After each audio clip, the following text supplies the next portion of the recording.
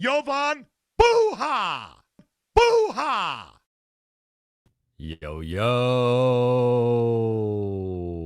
I'm Jovan Buha, Lakers reporter for Buha's Block, and welcome to a live reaction to the Lakers agreeing to terms with Marcus Smart. They signed him to a 2-year, $11 million deal, or agreed to sign him. He will officially clear waivers on 4 p.m. Or at 4 p.m. Central Time on Wednesday because he was waived today and not yesterday. And there's a 48-hour rule, but he was waived after the calendar day flipped over. So technically it goes to the next day. So no, there's been some confusion with that. But I think an awesome deal for the Lakers. This to me elevates, I think, I've been talking about their offseason being like a B or B plus. For me, this elevates it to an A minus. And if you look at what they were able to turn the non-taxpayer MLE and biannual exception into with DeAndre Ayton, Jake LaRavia, and Marcus Smart, I think those are all just incredible values respective to the players at similar price points in free agency. I think DeAndre Ayton making 8.1. He's a guy who could easily be making in the teens or close to 20-ish million. I mean, he was obviously making 35 before. Jake LaRavia is a guy who I think is going to outperform that contract and be someone who's closer to a non-taxpayer MLE caliber player at the end of his deal. And then Marcus Smart is another guy who I don't think, based on the last couple seasons, would be a non-taxpayer MLE guy, but I think is more than a biannual exception guy. And getting him at $5.1 million is, I think, a real value for the Lakers. Also fits a real need. And those are the two things just top line takeaways with Marcus Smart for me are it's value and it's fit, right? So the Lakers desperately needed a good to elite perimeter defender. I think he checks that box. I don't think he's quite the same level that he was in Boston in 2022 when he won Defensive Player of the Year, but he still grades out very well in all advanced metrics defensively. And to me is still like, if we're grading players out of 10, he's at least an 8 defensively, if not like an 8.5. I think he steps in and is immediately LA's best defender. I think he should start. We're going to get into all this stuff. We're going to go over the fit. But in terms of like, I thought that was just a remarkable value for LA, and to me elevated their offseason to a different level where they finally got that defensive playmaker, that defensive, more of a wing stopper than a point of attack guy, but can defend 1 through 3, maybe even 1 through 4. And again, I think is immediately their best defender, and it was a position that they desperately needed. They waived Shake Milton today to help clear the space to sign Smart on Wednesday. They still need to shed about $1.2 million, so it's going to be interesting to see how they do that. They can waive Jordan Goodwin, who is making about $2.5 million, and so that would clear the space for that. But as others have reported, and as I can confirm and have heard as well, like they are right now trying to do some sort of consolidation trade to potentially clear that space and open up both roster spots and clear some money to sign Smart. So that's going to be something to watch. That really, they don't need to do it until at least Wednesday afternoon when Smart clears waivers and they're eligible to sign him. But before we get into the Smart scouting report, just wanted to say shout out to the late night gang, shout out to the midday gang. I'm on vacation right now. I'm in San Francisco, so that's why I did not go live yesterday. I appreciate you guys' patience, and I appreciate you guys for tuning in today. So shout out, I see J Note, Telly Khalifa, Noah, Tony, Preston. Shout out to everybody in the chat. So let's get into my scouting report on Marcus Smart.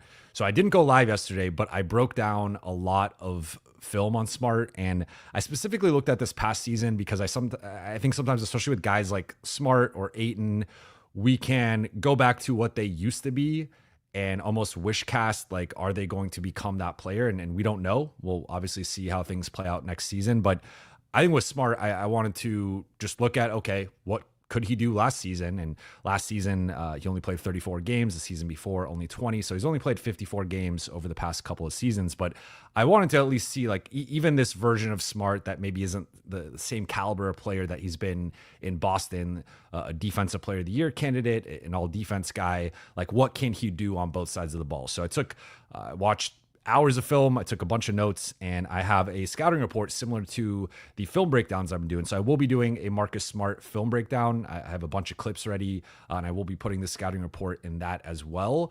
But wanted for the people who are listening in audio format and the people watching live, I wanted to just go through the Marcus Smart film right now. So I'm going to bring up a slide here. One moment. All right. So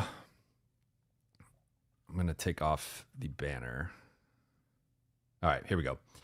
So Marcus Smart. Marcus Smart is 31 years old, 6'3", 220 pounds, 6'9" wingspan. So it's pretty good length for we'll say like average. Well, he's big for a shooting guard in terms of weight and strength, but in terms of height, more of a point guard size player.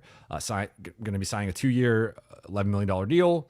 And he has played 11 years in the NBA, 9 with Boston, 1.5 with Memphis, half with Washington, and made the playoffs in each of his first 9 seasons. The last couple of years did not make the playoffs. So Marcus Smart, in terms of strengths, he is a former Defensive Player of the Year, 2022, who is immediately the Lakers' best defender. As I said, he's capable of defending 1 through 4, though he has been better recently defending up rather than down. And I think that's a critical thing here because I think he can be a point of attack defender, and if that's the Lakers' best option, which currently it is, I think he's going to be fine to good in that role. But in watching a lot of his film and how he matches up with guys, like I thought this was interesting looking at who he has matched up with over the last 2 seasons in terms of the lineup data. The 3 players he's defended the most, and shout out to friend of the show, Istok Franco, for identifying this. He's defended LeBron, Lauri Markkanen, and Luka Doncic. Those are the 3 players he has defended the most over the past 2 seasons. And that just shows you like those guys are all 6'8" and above. And that is more in line with where Marcus Smart is at defensively. So I think he's more of a wing stopper than a point of attack guy at this stage of his career. He has slowed down a bit. The age has taken a toll. The injuries have taken a toll. So while he's still a really good defender and capable of switching on to those water bug, quick, athletic, explosive point guards, I still think he's more of a wing defender ideally. So I think that's still a hole within the Lakers defensive archetypes and just how they match up with the very best teams in the league. But can defend 1 through 4 in a general sense. Can even defend some 5s. Like he is a brick house. He's built like an ox, and he is tough. He is physical. He is aggressive. He's an elite defensive playmaker. His playmaking metrics, steal percentage, and just all of the different various B-ball index metrics, like they're all elite. So he's really good at poking dribbles away, stripping guys on drives, taking charges, reading passing lanes, and he pressures the ball well. He's a very disruptive defender. So again, I think those are all things the Lakers really needed. As I mentioned, like he can wall guards off on drives, but he could also switch on to bigs in the post and fight them for post positioning or deep seal positioning. I think that's something that's really important. And he allows for schematic versatility. So he can fit into a switching scheme, but he could also fit in a dropping scheme. He could fit in a hedging scheme. He could do a little bit of everything. So I think that is important, where the Lakers were a very switch heavy team last year. And I suspect they will continue to be a switch heavy team because that seems to be the way that JJ Redick prefers to play defensively. But I think Smart can allow them to go to different looks depending on the personnel that's out there. The big thing for me with this is, like, we could look at Smart's defensive capabilities, but to me, he's almost the DFS replacement spiritually in terms of being a strong communicator and a defensive culture setter. So similar to the impact that DFS had, that like DFS wasn't going out there and getting 3 blocks and 3 steals and like 12 defensive rebounds, but he was this plus minus beast because he was a connector defensively, and he was communicating, and he was setting a tone, and he was setting a tone in the locker room. And I think that's something that Marcus Smart can do. It's something he did in Boston. He was the heartbeat of that team that made the 2022 finals. And to me, he can come in and replace DFS in that sense. And they're different players, different defensive archetypes. So I'm not saying from like a positional or a role perspective, it's a 1-for-1 replacement. They're different players. But I think from that just tone setter, cultural leader type of player, I think this is a strong suit of Marcus Smart that he could come in and be that DFS replacement. More like Jake LaRavia is more the 1-for-1 DFS replacement from a role perspective or from a skill set perspective, but he's not that. He doesn't have the veteran experience of making the playoffs, going to multiple conference finals, going to the finals the way that Marcus Smart has. So just different players from like a personality perspective. I think his main value offensively is going to be the secondary ball handling and playmaking and creation. He's a really good passer. He's averaged 4+ assists in 8 of his 11 seasons. And I think sometimes we can make too much with the actual per game averages. A lot of that is context and circumstance based. And are you playing a lot? Are you in the rotate? Like there's just all these factors that go into your raw points per game, rebounds per game, assists per game. A lot of times the advanced metrics in terms of assist percentage or turnover percentage or those numbers can be more indicative of the quality of player you are. But he has been a guy who has been a starter for over half his career and also a key bench guy. And in a lot of those seasons, he was averaging 4+ assists per game. So we have a track record of him being a solid ball mover, connector, playmaker, can attack closeouts, can do some pick and roll. So I think immediately he steps in as the best passer and playmaker on this team behind Luka, LeBron, and Austin, and is a notable step up compared to a guy like Gabe, notable step up compared to a guy like LaRavia, a guy like Jordan Goodwin. So that, like, there was a bit of a gap there between the top 3 on the roster and everybody else. I think Smart comes in and bridges that gap. And I'm not going to say it's close to the LeBron, Luka, Austin level at all, because he's not, but certainly is a notch or two above the rest of the roster in that regard. Has averaged 10+ points per game in 7 of his 11 seasons. So again, he's been a consistent part of his team's offenses. He has been someone who he can knock down open threes. He can attack closeouts. He can run pick and roll. He can pressure the rim, especially in transition. He has a knack for getting out in transition and attacking the rim, drawing fouls. And so in that regard, like just offensively, he is a clear upgrade over Gabe Vincent and Jordan Goodwin, to say nothing of the defensive upgrade. So I think the Lakers really elevated that small guard position on the roster, and whether they end up having to waive Jordan Goodwin or whether they end up trading Gabe Vincent to clear space, whatever they do, they elevated that spot with Marcus Smart. I think he will slide in nicely as the 5th starter replacing Rui Hachimura, and I'm going to touch on that a little bit more in a second. But to me, when we look at, like, I've talked about this player archetype before, but when we think about the ideal player to put next to Luka and Austin, Marcus Smart is that type of guy. Like, I think ideally it would have been Marcus Smart 3 or 4 years ago, or there's some other guys like a Herb Jones, a Jalen Suggs. Like, those types of guys are the ideal type of wing / big guard to slot next to an Austin and a Luka, a guy who can defend 1 through 3 and play off the ball, hit threes, be a secondary playmaker. So I think Marcus Smart fits in perfectly as that 5th starter. And as things stand, I would predict him to be the 5th starter. Now, there's a lot of moving parts. We'll see what the Lakers do in terms of the rest of the roster. Do they end up making a trade? Do they trade Rui? I don't know. But if things stand as they currently are, I think Marcus Smart makes a lot of sense as the 5th starter and that primary guy who, if you have a backcourt player, he's defending that guy. If you have a wing, he's defending that guy.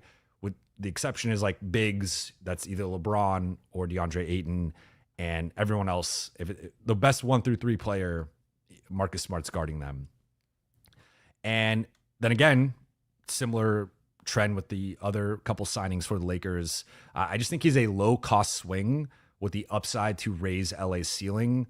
Like the Marcus Smart from a couple years ago, the Marcus Smart from pre being traded from Boston, that guy is worth at least a non-taxpayer MLE, if not close to $20 million or even in the low 20s. So like if he can get back to being that player, or even 70-80% of that player, this is a guy who's going to outperform his contract. And the way that you outperform as a team is having a bunch of guys outperforming their contracts. And I think the Lakers are set up nicely to have Smart, LaRavia, and Ayton all outperform. Those guys are combined making less than $20 million. So those are some of the strengths with Smart.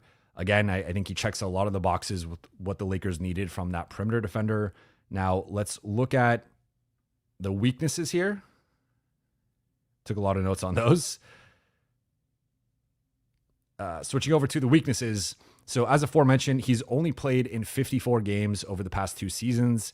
He's only played over 70 or more games in 2 of his 11 seasons. So you could pencil him in for really 15 plus missed games a season. I think the age and availability are his primary concerns.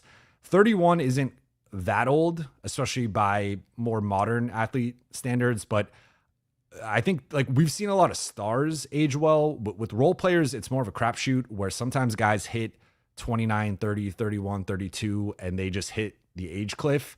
And that would be the one concern here with Smart, is that he has shown some real decline in certain parts of his game over the last couple of years. And it's hard to determine how much of that's injury related versus how much that's age related. But there's a chance that like he's just not the same player, and that player could still be valuable, but that player is probably not a starting level player, and that player might not be worth more or much more than the biannual exception. So there's a wide range of outcomes here in terms of Smart's production and just his availability. And if it's a similar situation to a Gabe Vincent where he's just injury riddled and underperforming as a Laker, then obviously that changes the calculus on just the value of his contract. I think the 2 biggest concerns aside like age and availability, okay, that's more off-court stuff, right? Or it's not actually like skill set wise. I think the 2 biggest things with skill set concerns for me are shot selection and turnovers. I think looking at the way he was, and this has been a thing of Boston, and if you ask Celtics people, like there would be times in crunch time where he would have the ball and be taking the last shot or taking shots away from Jason Tatum and Jaylen Brown. That was a real thing with Boston that did not sit well all the time with some people. So I think looking at how he was in Memphis and Washington, like he just takes some awful shots, and he actually shot well on pull-up threes this past season, or relatively well. It was about like 36%. But if you look at, I went back through 4, 5, 6 seasons, he's consistently under 30% on his pull-up threes, which is a bad percentage. And yet he's constantly taking 1+ pull-up threes per game. So it's not like a crazy number of pull-up threes, but like he's due for one bad pull-up three like every game where you're just like, what are you doing? It's like a 1-on-3 and he just pulls up for 3 and he acts like he's Steph Curry. And I think the shot selection, I think he's going to really frustrate a lot of Laker fans with the shot selection and some of the turnovers. Like he's trying to throw behind the back passes. And again, he's a good passer, but sometimes he puts a little extra mustard on it. He puts a little extra flair that does not translate well. And then he'll just like, there'll be a clear, like, the passing lane isn't there, and there's 3 defenders in between him and his teammate, and he still throws the ball and it gets stolen. And he's got a lot of those that I think like there's going to be a lot of frustrating offensive possessions, I think, in general. I think at this stage of his career is at best an average offensive player, and that's like with the passing carrying that because he's a below average shooter. And he's more of a gunner. Like he more gets his offense through volume rather than actual efficiency. And then you also factor in some of the turnovers and that increasing over the last couple of years. Like I would say he's probably more of a below average offensive player, but if you want to argue average, I think the playmaking would be carrying a lot in that regard. So looking at it again, like 43, he's never shot above 43% overall, which is a pretty low field goal percentage. He's been below 40% in 8 of his 11 seasons. So he's an inefficient player. Like there's really no way around it, just overall in terms of his shot profile. But as a shooter, he is a career 32.4% 3-point shooter on nearly 5 attempts per game. If you look at his catch and shoot numbers, which a lot of those are often open or semi-contested, just a 33 to 34% catch and shoot 3-point shooter. So even on open looks, he is not like he's a below average shooter in that regard. So he's a below average medium volume shooter. And he's a player that if you watch the film, guys will go under screens against him. They'll put bigs on him. Like when Boston was playing them, they were putting Porzingis on him. When they were playing Memphis, they put Porzingis on him and just were parking Porzingis in the paint. Even against the Lakers, they would have LeBron guard him and have LeBron go under. So this is a guy that is an anti-gravity guy that people are going to ignore. And that's something that the Lakers are going to have to navigate offensively.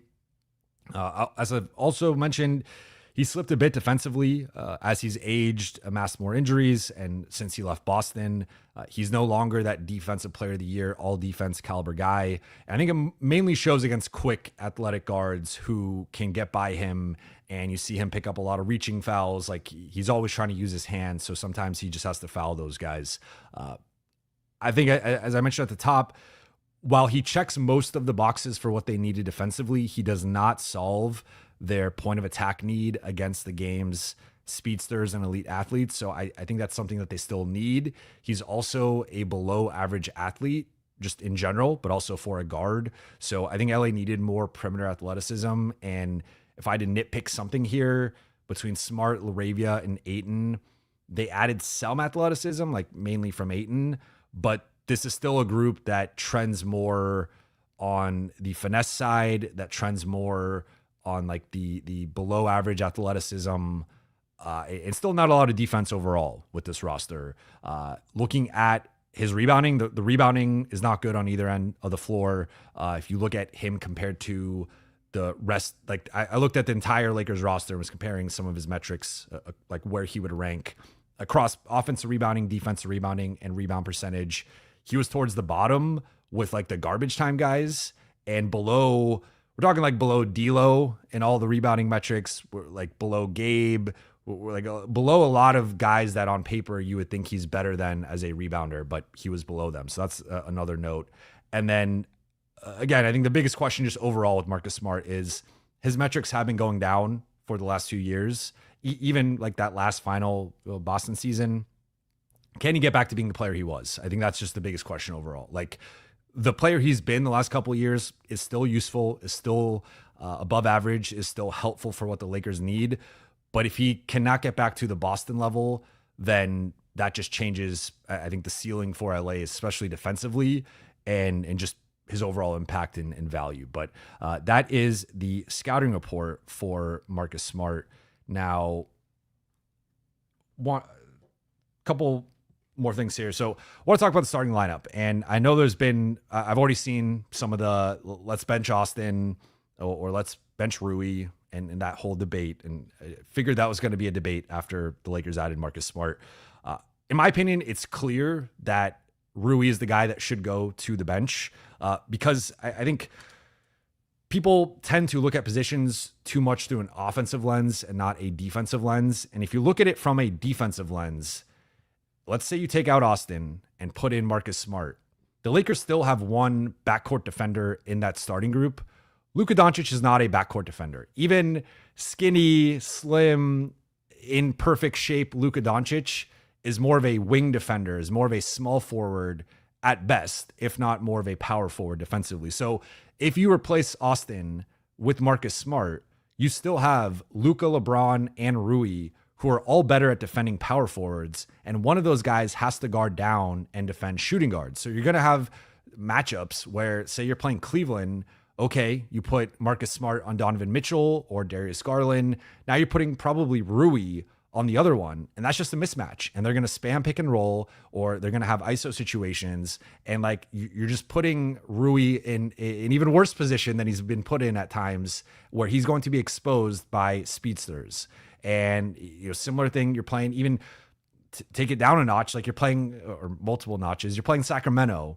Okay, so who's guarding Zach LaVine? Who's guarding DeMar DeRozan? Who's like, I think who's guarding Dennis? Like, they're just in positions where you're forcing LeBron, Rui, or Luka to have to guard guards that they're not capable of guarding. Like Rui has already struggled defending some threes, and even twos, now you're potentially asking him to guard point guards in certain situations. That makes zero sense. So starting Austin, not only is he better than Rui and keeps a certain level of offense just at an even higher level than Rui can provide, but now all of a sudden you have more balance within your defensive matchups where you have 2 backcourt guys, 3 front court guys, and that is a coherent starting lineup. So if you are playing a Cleveland, it's Marcus Smart on Donovan Mitchell and it's Austin on Darius Garland. If you're playing, just go down the list of, okay, if it's Golden State, then you're going to have Marcus Smart on Steph Curry. You're going to have Austin on Pods. Like, just go down the list of teams that have 2 solid guards. You're going to need Austin as that second backcourt defender. And I think that to me is like the clear thing here. So offensively, I see Marcus Smart more as the starting 3, I guess, technically, with Luka and Austin as the 2 backcourt starters. And then it's Smart, LeBron, Ayton. But then defensively, he defends 1 through 3. And it's either him as the primary backcourt defender and Austin as the secondary guy, or him as the primary front court defender, and then Ayton or LeBron as the secondary front court guy, depending on, again, the matchups, the personnel. But I think he, again, is more, even he is more of like a wing defender than anything. So I think if you're taking out Austin, who is, I think Austin's best defensive role is as both a chaser and like guarding some of those quicker guys. He actually does fine for the most part in those matchups. It's the bigger, more athletic guys, the ant types, or some of the bigger wings that sometimes he's had to guard. Those are the guys that Austin struggles against. But he's actually done well against point guards. If you look at his matchup data through the last few years, you watch the playoff, previous playoff series, like he's often fared the best against the Jamal Murrays, the Steph Currys. Like he's done solid in those matchups. It's been the other bigger guys that have given him more problems. So I think that the move to me would clearly be to start Marcus Smart over Rui. I think that the one concern with that is just that Rui has tended to perform better as a starter than a bench player. But at the same time, I don't think that the starting group as previously constructed was good enough defensively, was not even close to being good enough defensively. And that was my biggest concern with this group prior to the Marcus Smart signing. So I like Rui's going to have to figure it out potentially as a bench player, or maybe they end up flipping him at some point and then he figures it out, figures it out elsewhere. But I don't think you should bend your starting lineup to like your 5th best player or 6th best player, whatever, and kind of, shape things around that. It needs to be what makes sense positionally. And it's like, okay, LeBron, Luka, and Austin are the 3 best players. Then what are the 2 positions you need around that? You need a center, a rim runner, rim protector. Okay, you got DeAndre Ayton. Then you need a versatile, switchable defensive piece. That's Marcus Smart. So to me, that's the starting lineup that makes the most sense. In terms of depth chart, I have a depth chart right here that I want to go to. 1 second.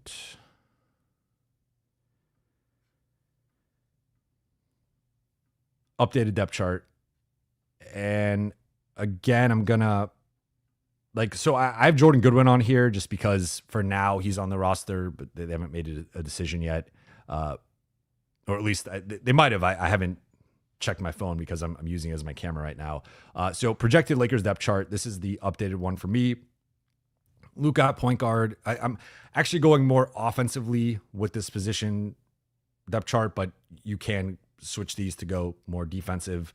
But from an offensive perspective, Luka, Gabe, Bronny at point, Austin, Goodwin, Dalton Connect at shooting guard, Goodwin with the star there that they still need to clear space, which potentially would be waiving him.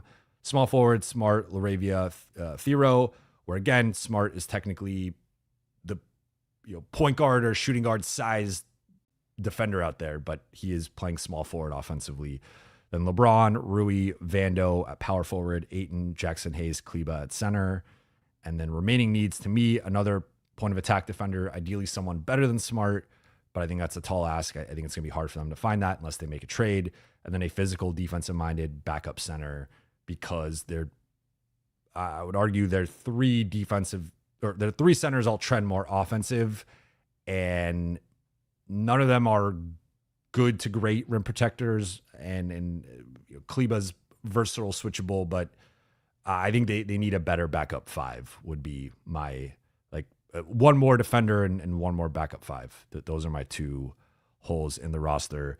And then in terms of what's next, I talked about it at the top, but the Lakers are right now going to either have to waive Jordan Goodwin, though they have a couple days to make a decision on that, or they're going to do a consolidation trade that's going to open up some room under the first apron, which they are hard capped at, and create some roster flexibility to add Smart. But with all that said, let's get into the Q&A here.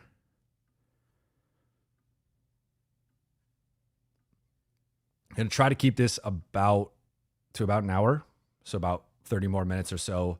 Again, I'm on vacation. My wife and son are in the room, so I'm not going to try to torture them too much. Rama's Aviation, thank you for the super chat. What can a DK Gabe Maxey package realistically net?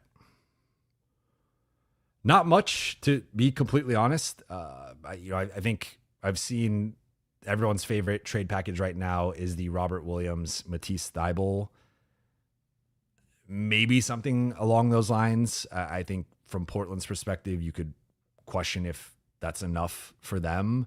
As I mentioned with my Summer League wrap up with Raj last week, the chatter in Vegas about Dalton Connect was not good.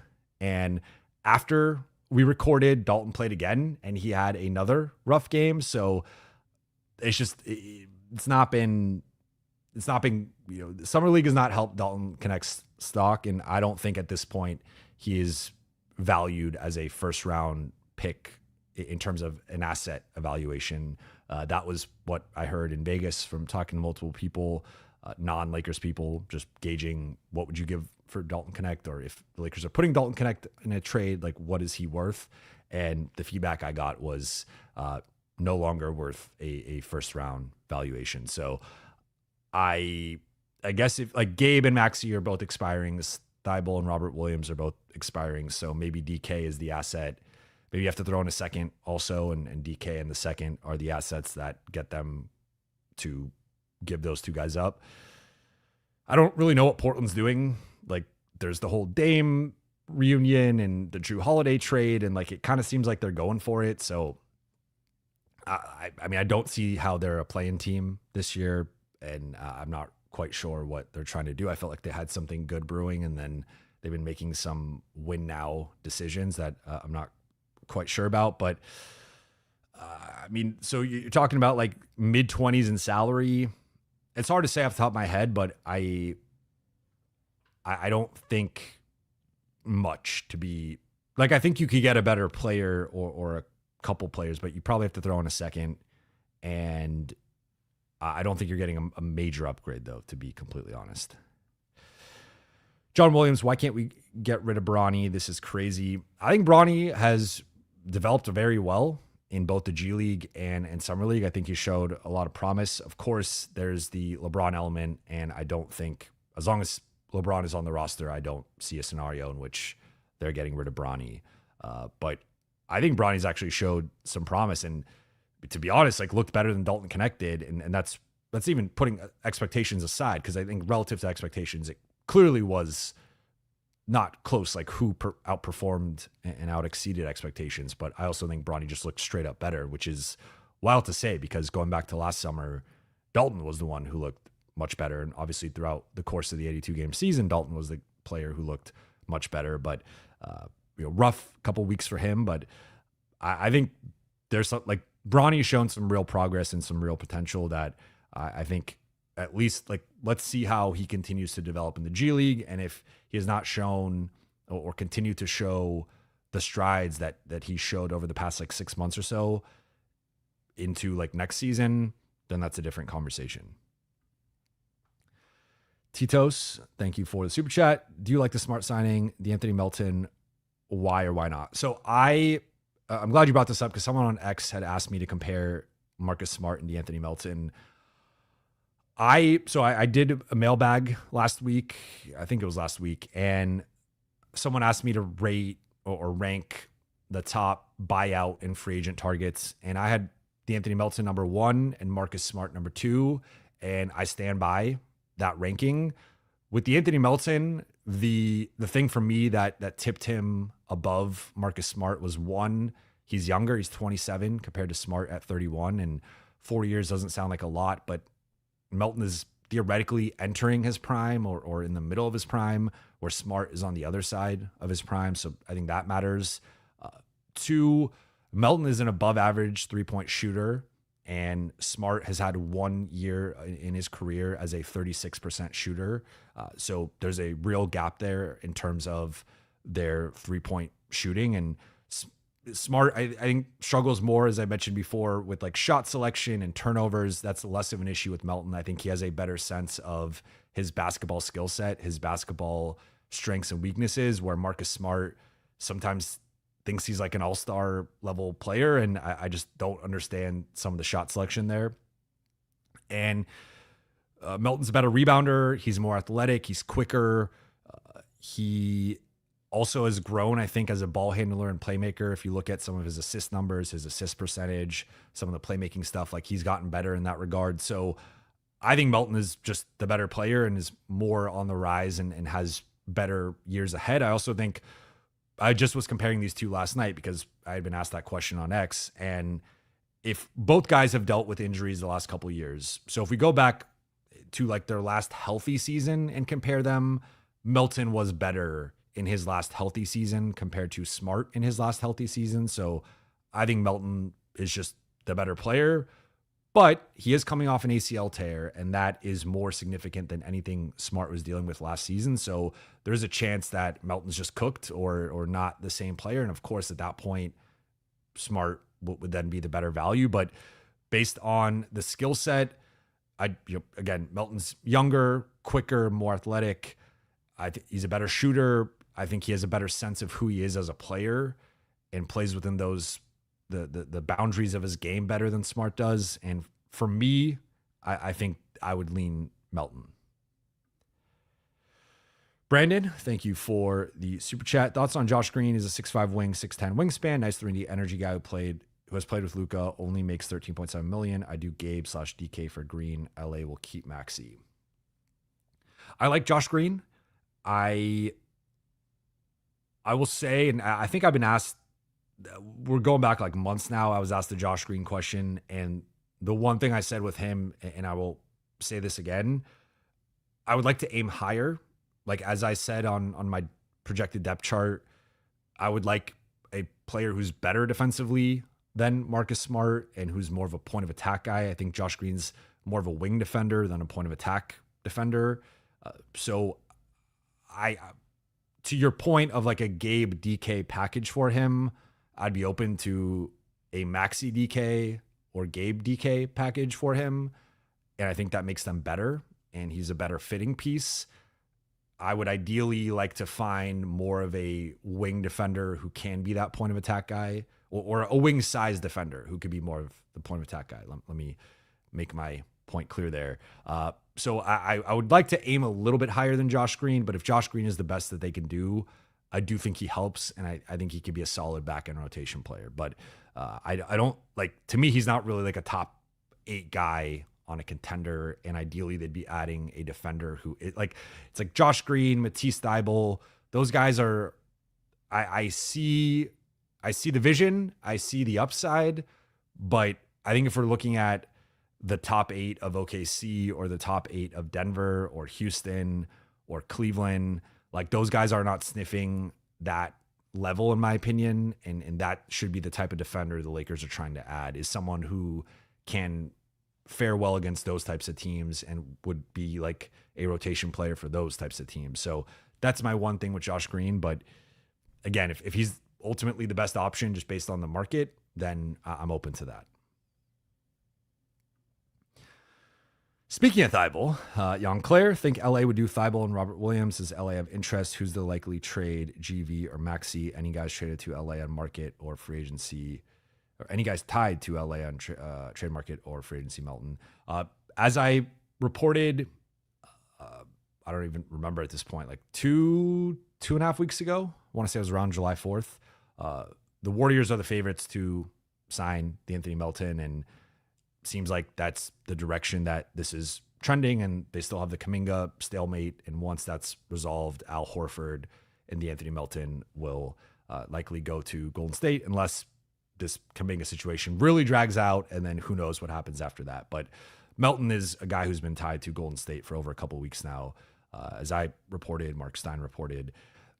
In terms of Thibault and Robert Williams, I think the Lakers would have interest. The one thing with the Lakers and injury-prone guys, although they've kind of gone away from that more, like they have been injury-prone averse over the last few years in terms of trade targets, like with Williams or Lonzo Ball. Now, I think those guys have it at a different level than a Smart or a DeAndre Ayton. But as I mentioned in both of my breakdowns with Ayton and Smart, like those guys have been injured over the last few years and have dealt with that. So there is some injury risk with both players. I know the Thibault name has been out there a bit. I believe Anthony Irwin reported on it. I have not gotten a sense of like any consolidation trade being close yet. So that I can't speak to that in terms of like that being a trade that is close or likely. But I know Robert Williams has been a name they have been interested in before. Thibault is a guy in theory that would make a lot of sense as a wing defender. I think he's a better wing defender than Josh Green, but he, with some of the shooting stuff, like he's gotten better. I think he's more of a fringe, more of like an eighth or ninth guy on a really good team. And in terms of Gabe versus Maxey, I'll say Gabe has more value. So if they're struggling to trade Maxey, Gabe might be the guy. And also with the Marcus Smart situation, and if they potentially keep Jordan Goodwin because they're doing a consolidation trade, I think it actually might make more sense to keep Maxey over Gabe. But again, it kind of depends on the team that they're trading for. So it's hard to say. I think they'd rather keep Gabe compared to Maxey, but Gabe also has more value and is probably less needed right now with the current roster construction. So I think it's trending maybe slightly more in favor of Gabe being moved, but I think that's probably close to maybe say 55% Gabe, 45% Maxey, something like that. And I've not really heard any other names. Like Marcus Smart was the one guy that was out there in terms of a buyout target. I talked about him a few times on here, but now that is settled, it looks like the Lakers are either going to try to keep Jordan Goodwin or do some sort of and do a consolidation trade or have to waive Goodwin. They could still bring him back at some point, depending on the timing, and it's a little complicated, but there's still a path to them re-signing him. John, thank you for the super chat. Consolidation trade example, like with Bulls, get Ayo DeSumo and Jalen Smith. Are you going to watch my Giants play? Go Giants. Is AR-15 better than Marcus Smart? A lot of questions there. So consolidation trade would be like, for example, the one that is floating in the ether that Laker fans really want to happen right now is some form of Gabe Vincent, Maxi Kleber, and Dalton Connect for Robert Williams and Matisse Thybulle. So in that trade, the Lakers shed some salary. They also open up a roster spot. So now they are opening up a roster spot by waiving Shake and keeping adding Marcus Smart. So that now it's back to 15, but because of the finances, they have to get a little bit under. So they shed that money to keep a Jordan Goodwin. Then they're still at 15 players. Actually, no, sorry. They'd be at 14 players at that point. So they'd have an extra spot and they'd also shed some salary. So that would make some sense. The Lakers like going to the season with 14 guys typically. And again, that could make some sense. Now, does Portland want to do that? We'll see, I guess. Not a Giants guy, but to each their own. And then, yes, Austin is much better than Marcus Smart. I don't think it's particularly close. Kevin, thank you for the super chat. Rather have GP2 than Gabe. GP2 is a bit more dynamic offensively, more rim pressure, a bit better defensively, worse shooter, but Gabe is very inconsistent. I'm with you. I'd rather have Gary Payton II than Gabe as well, especially if it would have to be a minimum contract. The Lakers don't have any more exceptions. So Gary Payton II on a minimum versus Gabe on an $11 million deal, to me, like no brainer. Gary Payton's the better value. I would say he's actually more than a bit better defensively some of his defensive metrics are like top 5, top 10 in the league in certain categories. So I think Gary Payton is slept on in terms of, like, we saw him, he was close, like Warriors' biggest game of the season outside of the playoffs is that final regular season game that's going to determine the seeding with against the Clippers. They end up losing that game, but Gary Payton was closing and was doing a really good job guarding James Harden, guarding Kawhi Leonard, switching across multiple positions. He's functioning as a screener and roller offensively, as a cutter. Like the shooting is certainly a concern, but to your point about Gabe, like Gabe is not a reliable or consistent shooter at this point. So yeah, I'd rather have Gary Payton the second as well.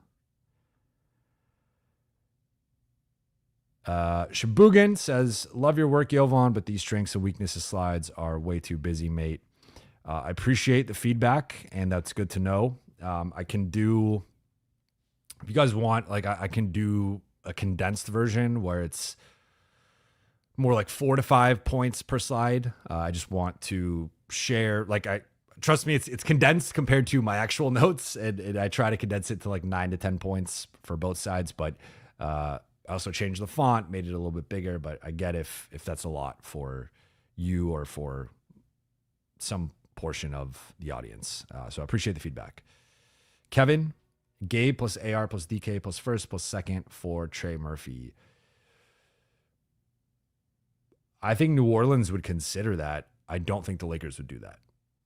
I've talked about this before, but I think the New Orleans, LA, I know a lot of fans want some version of an Austin for Trey Murphy or Austin for Herb Jones. And I think in both scenarios, the other team would look at the other side and ask for more. And I think the Lakers would say, and Lakers could, like, last year, Austin was better than both of those guys. Now, we could debate, obviously, the needs with the new Luka reality and who's a better fit. And I understand that. But, like, I think the Lakers would look at it and be like, Austin's just straight up better than Trey Murphy and straight up better than Herb Jones.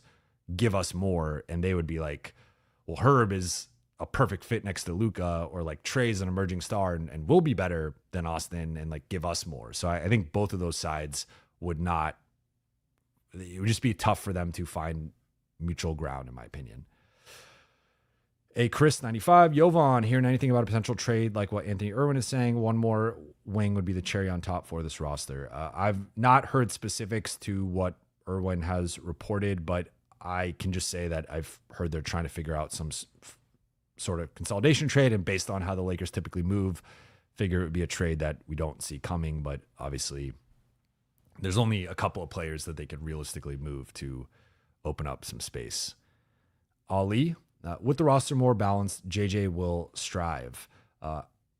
I think you mean thrive here. He can't, I mean, he could strive to thrive. But yeah, I mean, I think JJ has much better optionality right now with this current group. I think there's better two-way balance. I mean, they have an actual playable center in the playoffs. And I think that the big thing with Smart that I didn't mention earlier, that now that I'm thinking about it, and I've been thinking about this a lot, like how many actual rotation players do the Lakers have that can play in just about any playoff context?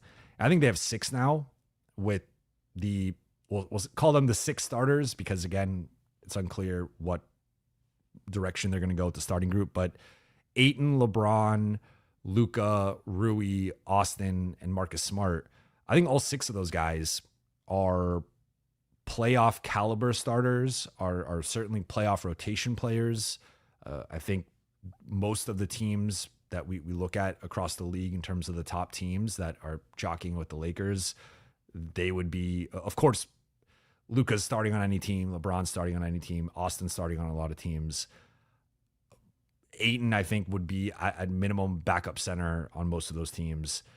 Smart is backup guard. Rui's a backup wing. So like those guys are all playing at least, 15, 18, 20 plus minutes with of course, some of the other guys starting and being the best players or second best, whatever. But like they have 6 of those guys now, and they had 5 last postseason, with DFS being the guy that now turned into Ayton and Smart. And I think LaRavia has a chance to be that 7th guy. And Gabe, I think he's got to show us something that he hasn't showed in a couple of years. Vando, I think there's too many offensive questions with him that also some of the health stuff. Maybe he could get back to being that player. But even during the 2023 run, he got played. I've made this point before, but he got played off the floor in all 3 series. You look at his minutes in each series, they declined from the beginning of the series to the end. So I think there's some just limitations there with Vando, to say nothing of how JJ views him. But yeah, I think JJ is going to cook with this roster. Keon Park, thank you for the super chat. If Rui is not traded this season and Smart fits well next to Luka, Rui and Smart might get a new contract next season and be the starting 2 and 3. And then AR might get signed and trade next season for better fit depth. I mean, that could be a way that this plays out. Marcus Smart has the player option for year 2, so he can opt out and re-sign. Rui's an impending free agent. It doesn't look like he's getting an extension. Luka, of course, is extension eligible August 2nd. Austin is going to decline his 4th-year player option and opt out next year and get a bag from someone. So, yeah, I mean, I think the Lakers are going to prioritize keeping Austin over Smart or Rui, but there is a scenario or universe in which this, like, and I've talked about this before, but I think Austin on his next contract is going to actually have more value for the Lakers because he's going to be at a higher salary, so you could bring back a higher salary player. He's also going to be under contract for multiple years, so there's no impending free agent situation like he currently has with some teams. So, yeah, I don't think this is going to happen, but it is possible, I will say. Greenlight Transport. Why have 3 creators start? Bring AR off the bench. I think so. I made the point. I think you're looking at this from the offensive lens. And I don't know what your suggested starting lineup is, and there's a whole different conversation of, okay, if you move Austin to the bench and Rui to the bench, and then I think I saw someone float out a potential Smart Vando lineup, which I think has real spacing and gravity concerns offensively, but of course defensively, Smart, Vando, and Ayton surrounding Luka and LeBron, that's about as good as it's going to get on this roster in terms of defensive support and versatility and whatnot. The thing that I brought up earlier is if you continue starting Rui and you just move Austin to the bench, you now are in a position where you have to put Rui, Luka, or LeBron on a backcourt player. And I don't really love any of those guys having to guard 3s. I think like Rui has done a better job guarding down. LeBron can guard down, but that's very taxing for him physically of just like, I think he's at his best more as a helper or just more as an off-ball defender and not having to be he's about to be 41. You don't want to have him be the 1B or number 2 option and then also have to be your primary wing stopper. Like, I just think that's a lot to ask of him. And the Lakers are going to have to we're in uncharted territory here with LeBron in terms of the workload and how late he is into his career. So I think you want to use the load management term because I don't think LeBron will ever go for that. But like, you want to be smart with how you use LeBron. So you don't want to ask him, like, I think it's ridiculous to ask a 41-year-old to be your best perimeter defender or your best front court defender. That's just, to me, like, not the optimal way to use LeBron. So I think if you are only starting Smart as your only defensive guard, I think that's a mistake, especially with how perimeter oriented the game is currently. So again, I think Rui, LeBron, and Luka are all slotted best at power forward. And there will be scenarios in which you are not only asking them to scale down, but you're asking them to scale down at least 2 spots to the 2. If not, even if there's like a really good shooting guard who's next to a small guard, Smart has to guard that guy. Then you're asking them to slot down 3 positions to guard 1s. And I just think that's not so. To me, from a positional balance perspective, you have Austin and Smart as your backcourt guys, LeBron, Luka, and Ayton as your front court guys. If you need Smart to scale up, you can slot, I guess, Luka or LeBron down, but like ideally you're limiting that. Whereas the other way, if you just take Austin out, you have to do that, which I think is a mistake defensively. So yeah, I think that's really it. I also think there's a political element to this. Austin's in a contract year. He is playing for his next deal. And I've talked about this before. guys don't like coming off the bench, that once you get stamped with that label, like not everyone's Manu Ginobili who's going to just put their money and their pride and their ego aside to just be a bench guy and like know that San Antonio is going to take care of you. So I think there's a lot of elements that go into this, but I'd be pretty surprised if Austin gets moved to the bench. I know we could talk about it. We can theorize about it, but I'm just telling you in reality, I think Austin is going to remain a starter and a 34, 35 plus minute a night guy.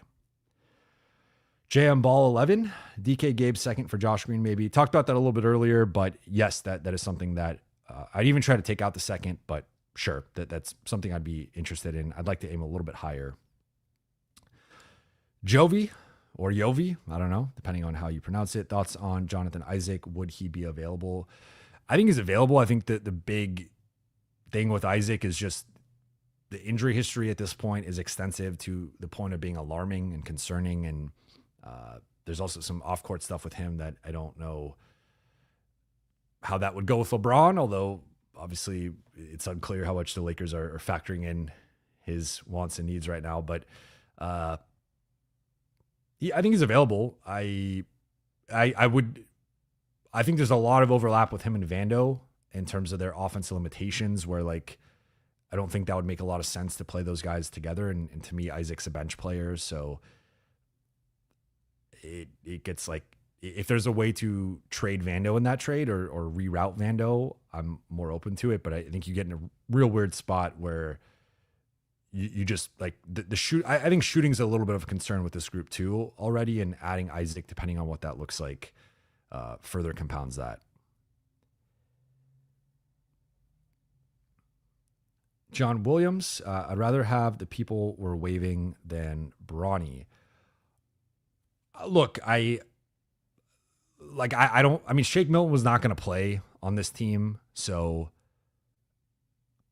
if it's not like in my opinion, like a big deal, if we're talking about Shake Milton versus Bronny, I do think it's unfortunate if it ends up costing them Jordan Goodwin, because I think Jordan Goodwin is better than Bronny and could potentially contribute more than Bronny, as we saw at the end of last season. But I like, you can complain about Bronny if you want. I get it, but it's just, the situation is what it is. And I do think he's also shown some real progress and development.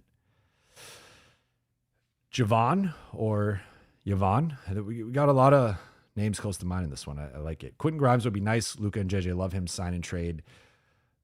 They could pull off a sign and trade. The issue is Philly has to agree to a sign and trade. And what are the Lakers offering?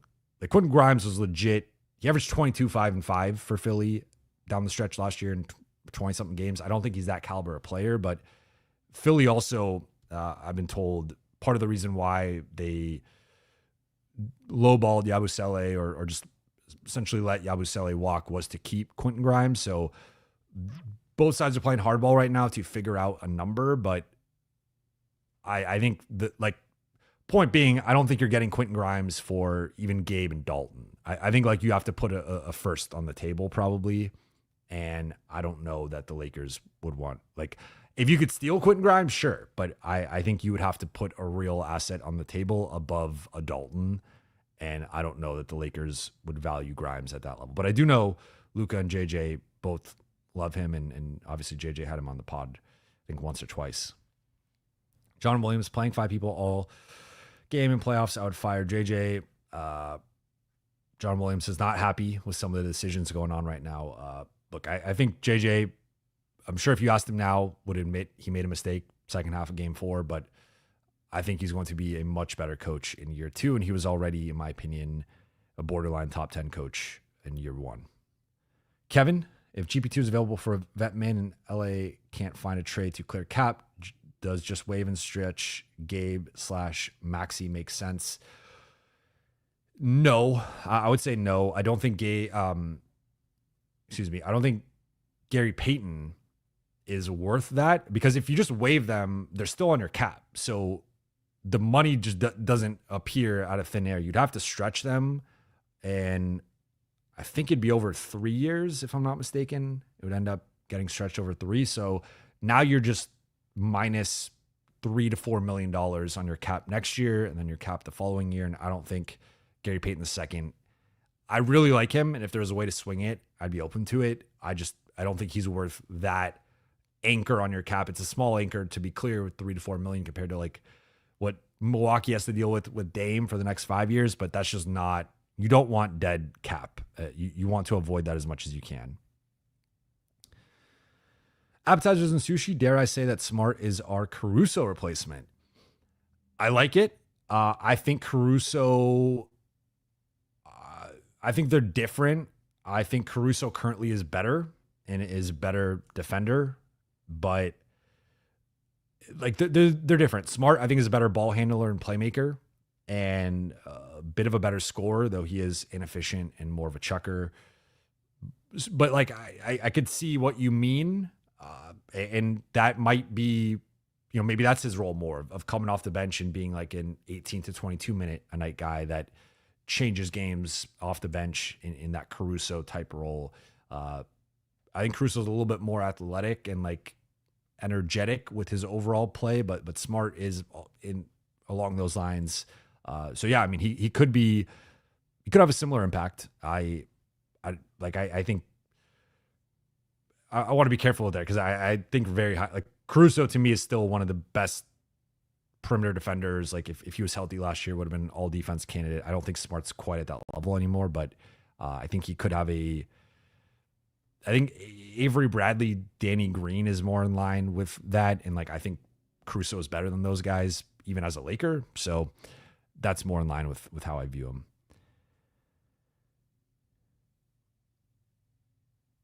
Let's see here. Norma Maldonado. Shout out to Moms. She says, please remember to hit the like button. Thanks.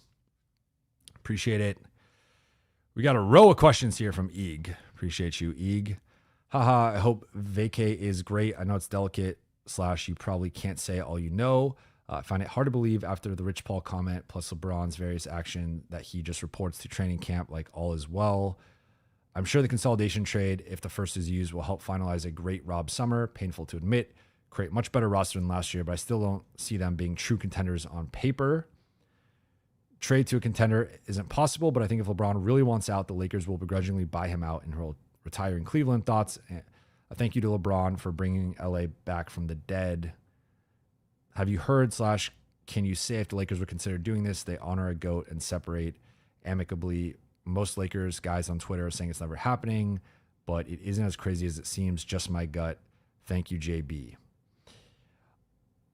A lot to unpack with that. I will say I do not see a buyout happening.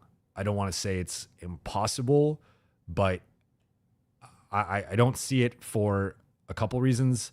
From LeBron's side, it doesn't make sense to take a massive buyout because it'd be one of two things, right? Like it'd either have to be a massive buyout to benefit the Lakers that LeBron's giving up all this money or some amount of money above the minimum that he's giving up that he was not willing to give up in free agency and was not willing to opt out and sign a smaller deal to help the Lakers cap situation. So I don't see why LeBron would all of a sudden, like if he was open to that from the beginning, I think he would have just done that in free agency because I don't think the day he opted in or was about to opt into his player option, he had this aha moment of like, this is the Lakers' plan. This is their direction. I'm now all of a sudden like not happy with it and want out. I think this had been something that had been brewing for a while, and they decide to release a statement when he opts in. But part of that, I think there's a lot of reasons for that. But point being, like, I don't see LeBron taking a massive pay cut to benefit the Lakers. And then if you're the Lakers, if LeBron agrees to a buyout for like the minimum, as in, shaving the minimum off of his salary and then goes to sign the minimum with Cleveland, you now have $50-ish million just sitting on your cap sheet minus LeBron. And for as much as I like the current roster and all the improvements they made, if your team is now Luka, Austin, Ayton, Rui, and like the rest of the guys, and LeBron's just gone, that's a giant hole that you're not filling. Even if you have, okay, you could replace the LeBron slot with another minimum guy because LeBron's off the team, like you're now, I think, a playing team, and like you're a Luka or Austin injury away from missing the play-in entirely. So that to me is like, I just don't see a way in which the Lakers let LeBron's 50-ish million, because again, you have to buy out some amount of it. So if he buy him out for $4 million or whatever that he could sign with Cleveland, they're not just gonna let that $49 million sit on their cap for next season. You're basically punting on the season if you do that. And I just don't see LA doing that. And then if you're LeBron, I don't see him being like, okay, I'll give back 20 million or 30 million or 40 million or whatever, because he could have just done that in free agency. So for both sides, it doesn't really make sense, in my opinion, my read on the situation. Could it get to the point of maybe a trade closer to the trade deadline or sometime in the offseason? Maybe that gets more in play at some point. But for right now, I expect him to report to training camp and be a Laker going into next season. Titus Turner, thank you for the super chat. Why not start Vando? Can guard on and off the ball, offensive side, rebound, be active, and don't turn the ball over. I think it's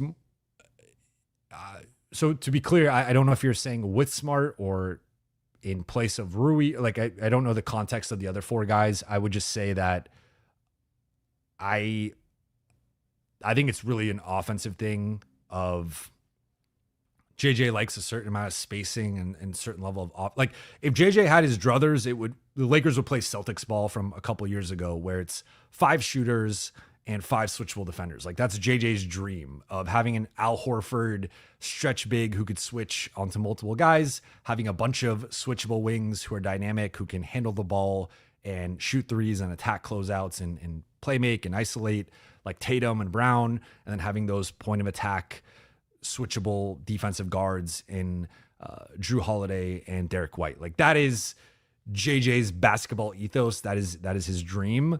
So Vando does not fit that dream. Vando cannot shoot. He has regressed as a finisher. He does have some hand issues with turnovers and handling the ball in the paint and around the rim. So I think he's the offensive antithesis of what JJ really likes, and there's a reason why. I mean, if you look at it, I was actually just curious. Vando played, I forget how many games, 32, 36, something like that.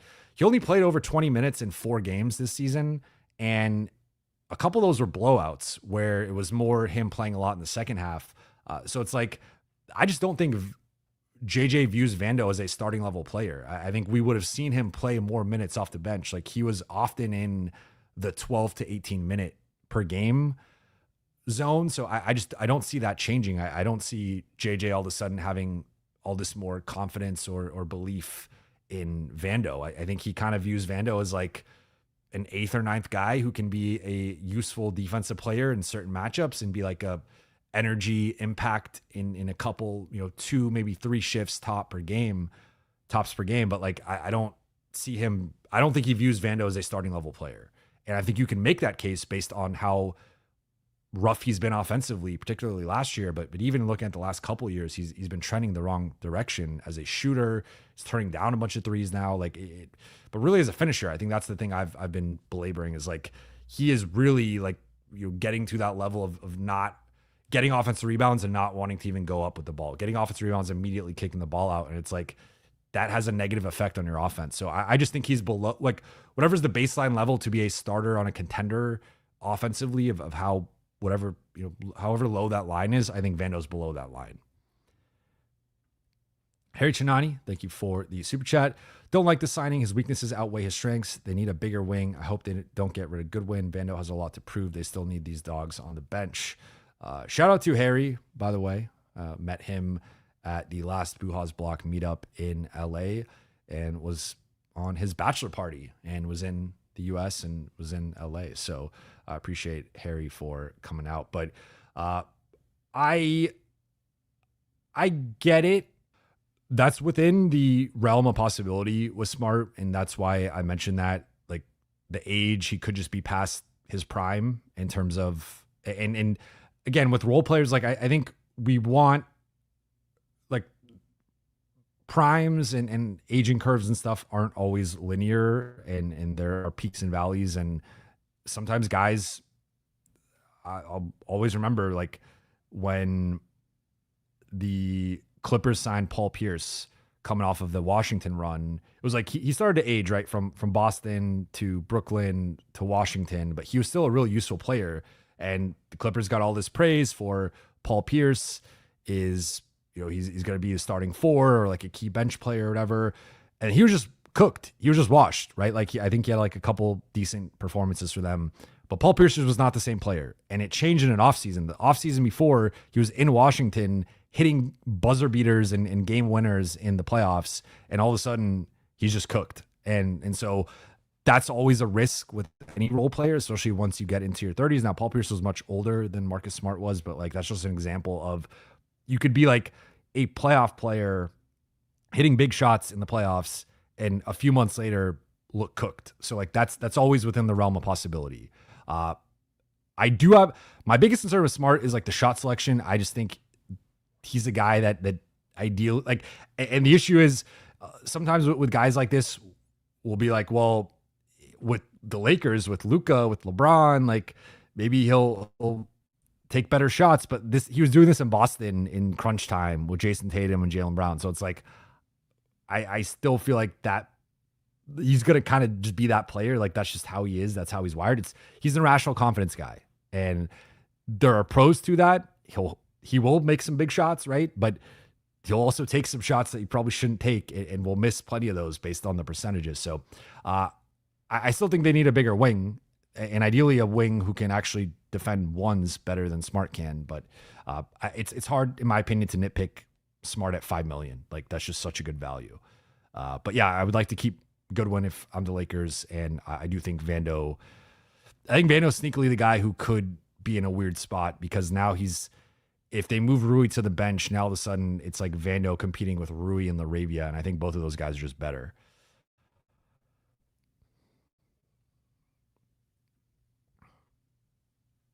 Hey, Janani, why didn't they sign Melton? Any update on Horford? They didn't sign Melton because he is likely going to Golden State, and they would have been in play for him had the interest been like there was the initial reporting that he was likely going to the Lakers, but I'd heard there was interest, but then that shifted to Golden State, and that's why I reported that almost a couple of weeks ago at this point that he was likely going to Golden State.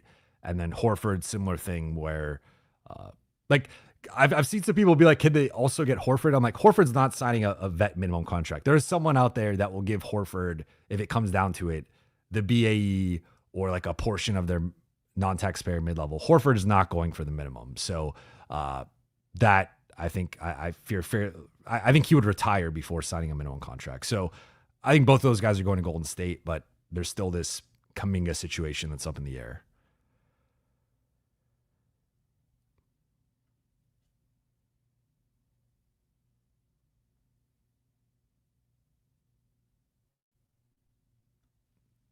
Steve Go Shoot. Marcus also has championship pedigree, something also this team needs. It's a low value, high risk reward, and I don't see us keeping Goodwin. We could get better, but we shall see.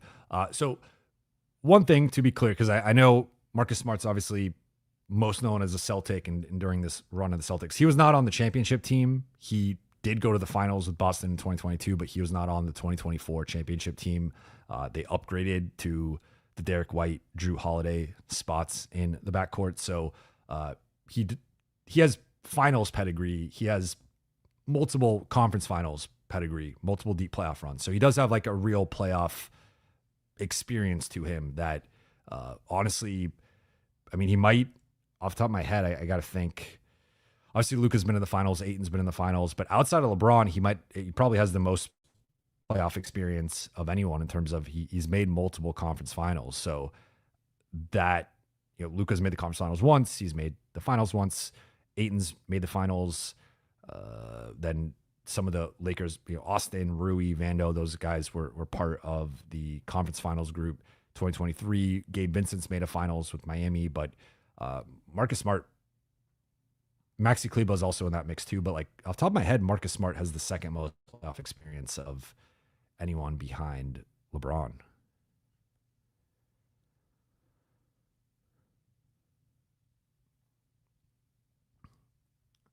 Anthony says Kamara for AR. That's a really interesting one. I really like Kamara. I think Portland would consider that. I don't think the Lakers would do that. John Hendricks, I don't want to cut Goodwin. I'm with you. I don't think if there's a way to avoid that, I would.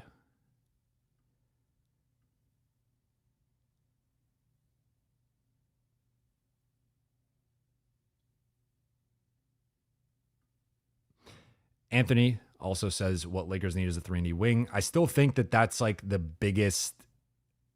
Because, okay, so one thing I'm thinking about is if we want to rate, and obviously ratings are subjective to some extent, but like I think I said at the top, I'd probably rate Smart as like an 8 or maybe an 8.5 defensively. Let's just say 8 to be conservative. I don't think he's more than like a 4.5 or 5 offensively, maybe 5.5 tops if we're being optimistic. And that to me is like, it just again is they have too many guys where, you know, Vando, depending on like Vando's per possession ceiling might even be high. Like he might even be like their best defender technically, but I think Smart, the offensive potential elevates him. Like he's just more of a playoff player than Vando is, but they just have too many guys who are, I think, below average to below average on one side of the ball. And they still need that. Like Laravia and Rui are probably the two closest to being above average on both sides. And we'll see how Laravia could potentially scale up into a bigger role. Rui, I think, is become an average to slightly above average defender, but yeah, I mean, but he also has just a limitation playing next to Luka and LeBron where he has to guard down in a way that I don't think is conducive to his defensive skill set. So yeah, I still think that's like the one position they need is a true 6'6" to 6'9" guy who can defend multiple positions and be a plus 3-point shooter, an overall offensive player. But that's arguably the hardest position to find outside of a superstar.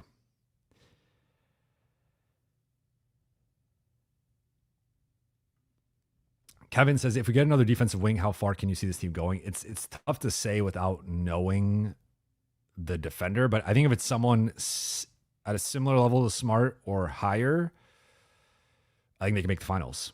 I think right now the Lakers for me they've elevated to the top of that. So I have OKC in its own tier. I have Denver and Houston in a second tier by themselves. And then I have that third tier that's a mix of LA, the Clippers, the Warriors, the Timberwolves.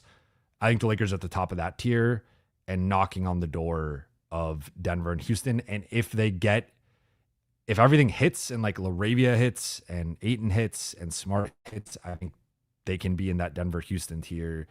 And like Denver's the one for me that I think is I think Denver and OKC are just the two best teams in the West, but I think they could potentially pass Houston and be like the third best team. And then again, if you make another move, then maybe they're even higher. So it really depends on who they get.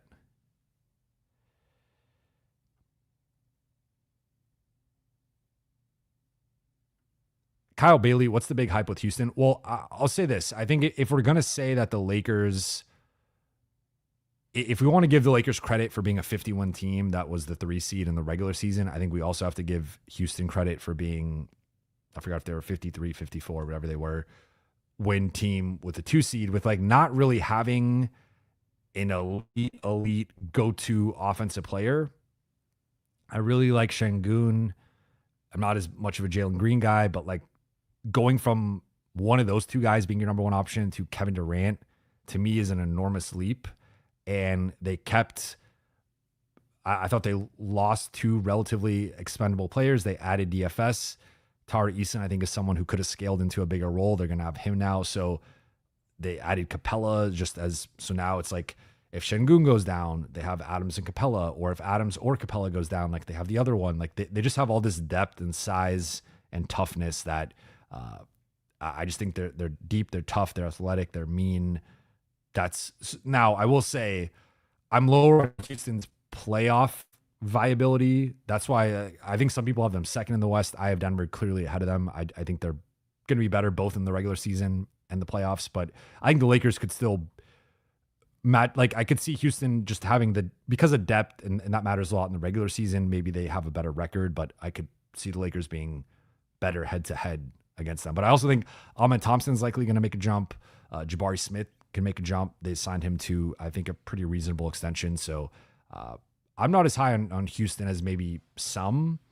I feel like I'm probably lower than consensus on them, but I do think, at least in the regular season, because of the youth, the athleticism, the defense, the depth, you can pencil them in for like low 50s wins. And there's more variance with, like, if DeAndre Ayton goes down, the Lakers are kind of screwed. If Smart or Ayton doesn't really hit, that's a big piece for the Lakers. There's a little bit less certainty. Like, DFS could regress, and Houston doesn't even really need him necessarily if Jabari and Amen Thompson and Tari Eason continue to develop. So, like, they just have more youth and ascending youth than the Lakers do, in my opinion. All right, I think last one here, then I'm about to wrap before I get in trouble with the fam. Francisco, thank you for the super chat. Grade the offseason if DK plus Gay plus Maxi plus for Robert Williams and Thibault is the last move. What moves could you see being made after that, both archetype and specific players? So at that point, they have one. I don't know the math off the top of my head. I'm trying to think. Thibault's at around 11. Robert Williams is around 14. Gabe and Maxi. They're shedding, I think, only.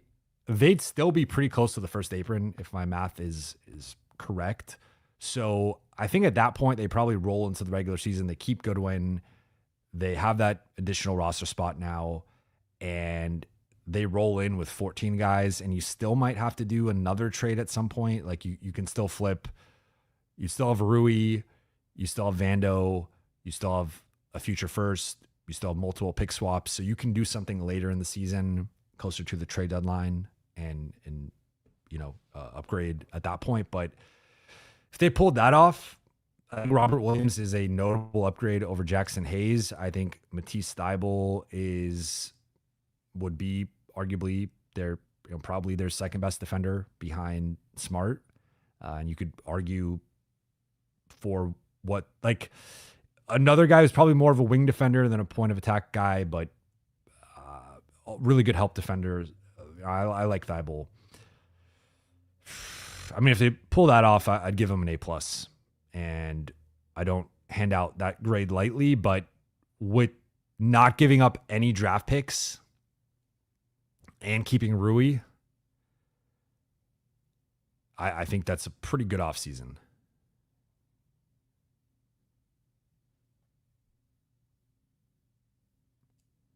But I'm going to wrap here. I appreciate you all for rocking with me for the past hour and a half. Shout out to the late night gang right now, the late afternoon / early evening gang. Apologies for the camera situation. I don't know why my phone just shut off, but we'll try to figure it out for it next time. But I will be back later in the week. I'm going to have a film breakdown on Marcus Smart and go through a bunch of clips similar to the DeAndre Ayton and Jake LaRavia one. If you guys really don't want me to do the scouting report again with all the, or you want it condensed, please let me know in the comment section what you guys think about the scouting report, and if that's too in-depth or too many lines, whatever. Open to feedback on that. But going to enjoy my vacation with my family and then be back later in the week.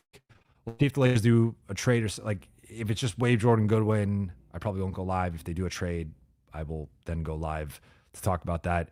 But not going to be back in the mix until Thursday or Friday. So I'm going to take the next few days off outside of, I still have a vlog I've got to finish, and then film breakdown. But appreciate you all.